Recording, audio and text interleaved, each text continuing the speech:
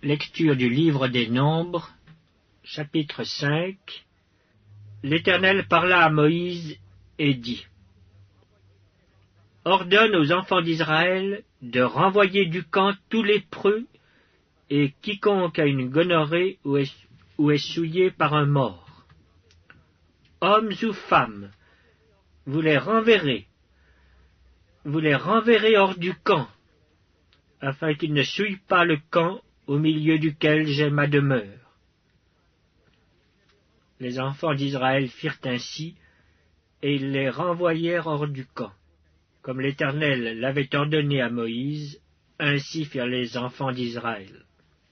L'Éternel parla à Moïse et dit: Parle aux enfants d'Israël. Lorsqu'un homme ou une femme péchera contre son prochain en commettant une infidélité à l'égard de l'Éternel, et qu'il se rendra ainsi coupable, il confessera son péché, et il restituera dans son entier l'objet mal acquis, en y ajoutant un cinquième. Il le remettra à celui envers qui il s'est rendu coupable. S'il n'y a personne qui ait droit à la restitution de l'objet mal acquis, cet objet revient à l'Éternel, au sacrificateur, outre le bélier expiatoire avec lequel on fera l'expiation pour le coupable. Toute offrande de choses consacrées par les enfants d'Israël appartiendra au sacrificateur à qui elles seront présentées.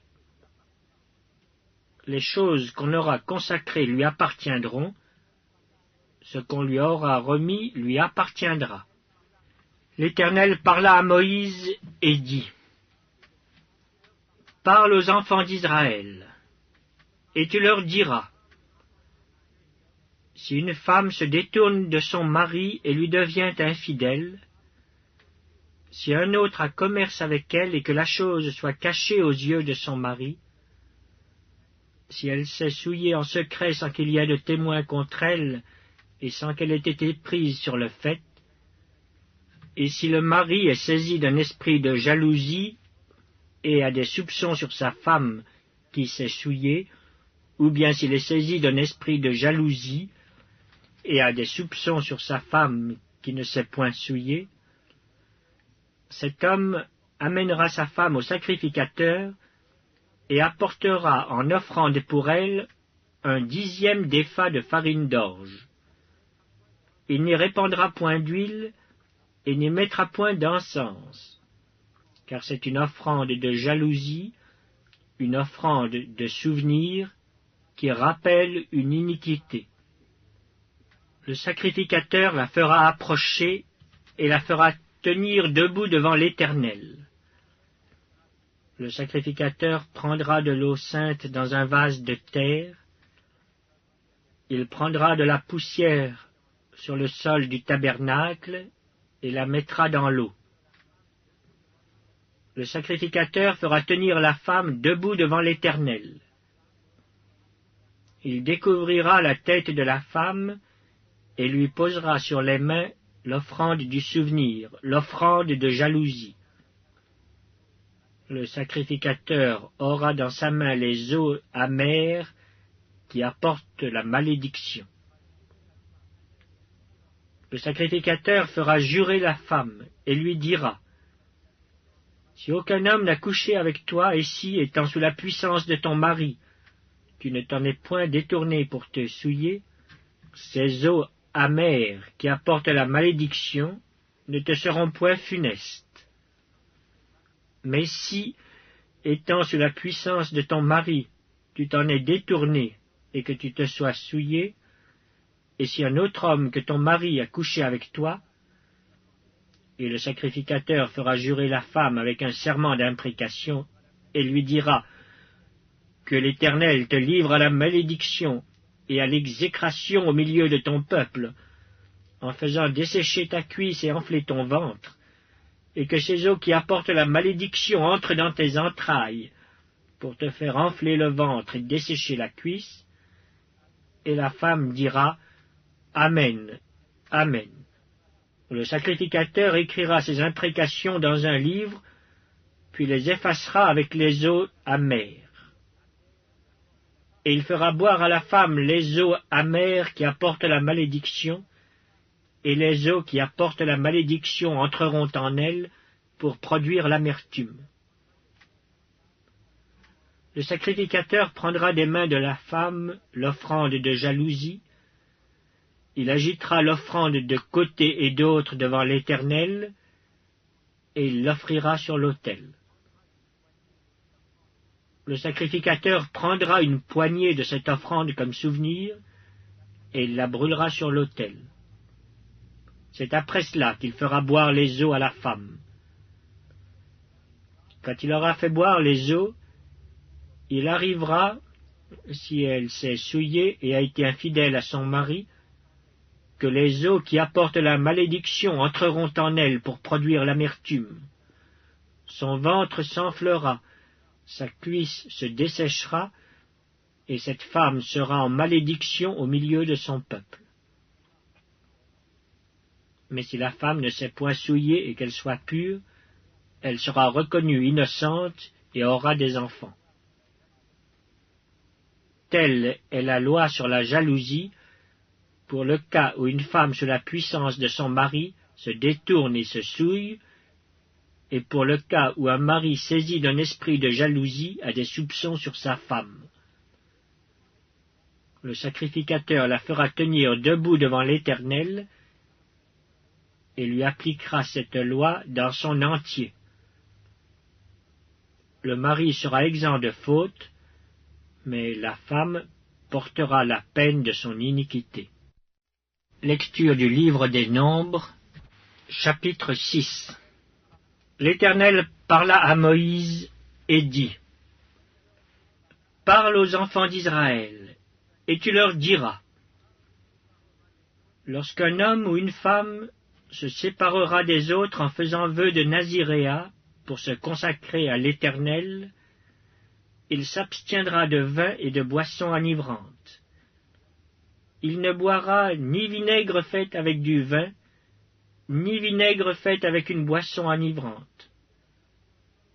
Il ne boira d'aucune liqueur tirée des raisins, et il ne mangera point de raisins frais ni de raisins secs.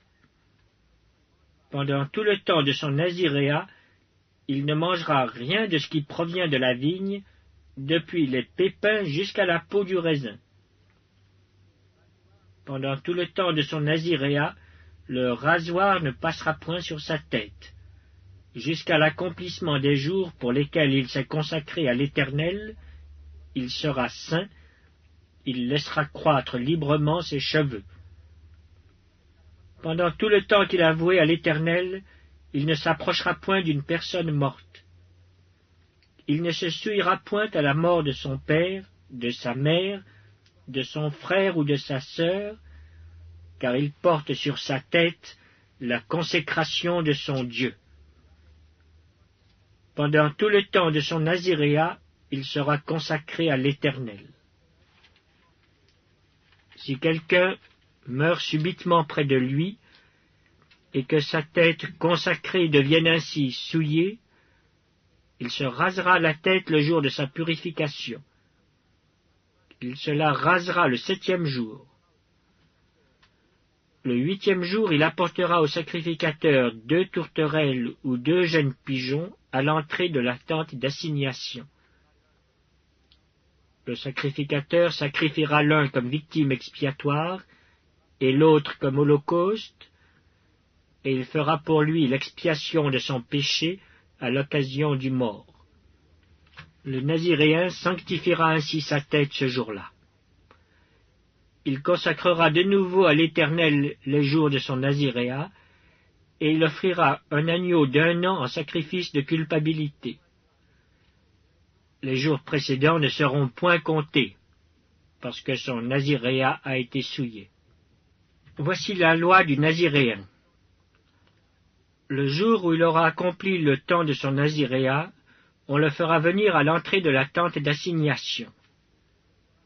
Il présentera son offrande à l'Éternel, un agneau d'1 an et sans défaut pour l'holocauste, une brebis d'1 an et sans défaut pour le sacrifice d'expiation, et un bélier sans défaut pour le sacrifice d'action de grâce. Une corbeille de pain sans levain, de gâteaux de fleurs de farine pétries à l'huile, et de galettes sans levain arrosées d'huile, avec l'offrande et la libation ordinaire. Le sacrificateur présentera ces choses devant l'Éternel, et il offrira sa victime expiatoire et son holocauste. Il offrira le bélier en sacrifice d'action de grâce à l'Éternel, outre la corbeille de pain sans levain, avec l'offrande et la libation. Le Naziréen rasera à l'entrée de la tente d'assignation sa tête consacrée. Il prendra les cheveux de sa tête consacrée et il les mettra sur le feu qui est sur le sacrifice d'action de grâce. Le sacrificateur prendra l'épaule cuite du bélier, un gâteau sans levain de la corbeille et une galette sans levain, et il les posera sur les mains du Naziréen après qu'il aura rasé sa tête consacrée. Le sacrificateur les agitera de côté et d'autre devant l'Éternel. C'est une chose sainte qui appartient au sacrificateur, avec la poitrine agitée et l'épaule offerte par élévation. Ensuite, le Naziréen pourra boire du vin. Telle est la loi pour celui qui fait vœu de Naziréat. Telle est son offrande à l'Éternel pour son Naziréat, outre ce que lui permettront ses ressources. Il accomplira ce qui est ordonné pour le vœu qu'il a fait, selon la loi de son Naziréat. L'Éternel parla à Moïse et dit, « Parle à Aaron et à ses fils, et dis, vous bénirez ainsi les enfants d'Israël. Vous leur direz, que l'Éternel te bénisse et qu'il te garde. Que l'Éternel fasse luire sa face sur toi et qu'il t'accorde sa grâce. Que l'Éternel tourne sa face vers toi et qu'il te donne la paix. C'est ainsi qu'ils mettront mon nom sur les enfants d'Israël, et je les bénirai. »